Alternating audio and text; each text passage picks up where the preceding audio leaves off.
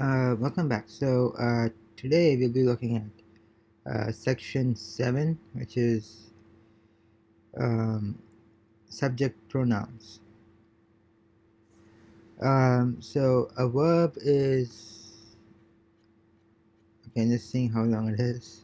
Alright, a verb is an action word just like run, sit, eat, sing, right? So in the main form of a word, of a verb is called infinitive. In English, infinitives include the word to run, to sit, to eat, to sink, to swim. The infinitive is a pure form of a verb.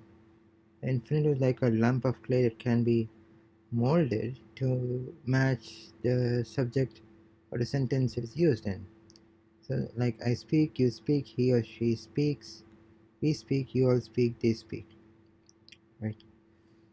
And the above forms are called conjugations of the infinitive to speak. Regarding the form you are, the usage is not considered to be standard English. In standard English, the same word is used for both the singular you and plural you. That is, each of the following is correct. You have a tail laid out, ma'am.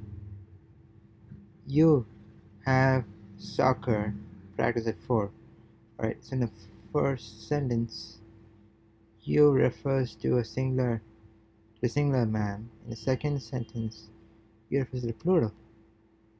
To avoid confusion between you and you, we will employ the non-standard English usage you all to indicate that you plural. This is very beneficial to you all, particularly at the beginning of your studies. So in the Spanish words, I, you, he, she, we, you all, and they are called subject pronouns. Spanish has corresponding subject pronouns.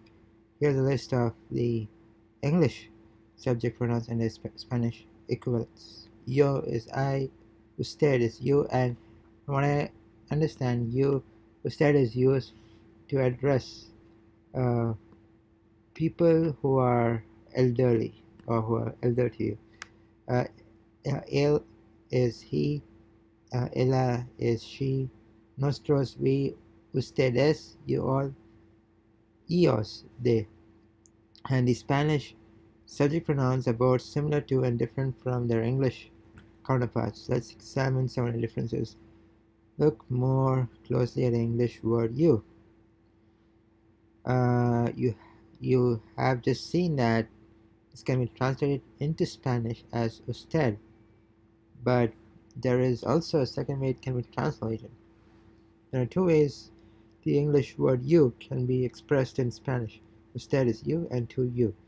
So Spanish has a formal, and this is what I was saying before, an informal form of the word you. Usted is more formal, generally used to express respect, and to is more familiar and is used among friends, co-workers, relatives, or when addressing a child. Speaking to your boss, usted. Speaking to your daughter, tú. Speaking to your teacher, usted. Speaking to your friend, tú. Okay, usted is you. The Spanish distinction with regards to degree of formality occurs in the plural form as well. When referring to you all, there are two choices in Spanish. Ustedes, you are formal, you are familiar. Once again, the difference lies in the degree of formality conveyed by the speaker. However, the vosotros form is used primarily in Spain. Throughout Latin America, ustedes is generally used in both informal and informal situations to refer to you all. So, speaking to a group of children in Spain would be vosotros, whereas in Latin America it is ustedes. And same time, speaking to to a group of strangers in Spain is ustedes, whereas speaking to a group of strangers in Latin America is the same. So, so in many ways, Spanish is more gender-specific than English. We find evidence of this in the subject pronouns. First, look at the word nosotros. This means we in the sense of a group containing at least one male. If the group contains only females, the word nosotras is used. So in Spanish, there are two ways to say we. Nosotras, nosotras, we in feminine.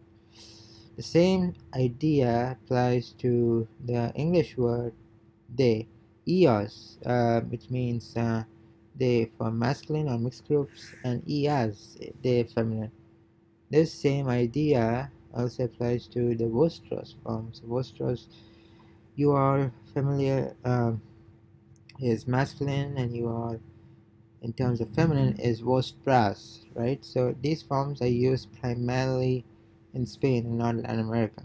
So finally, don't get confused over the differences between talking to a group or talking about a group.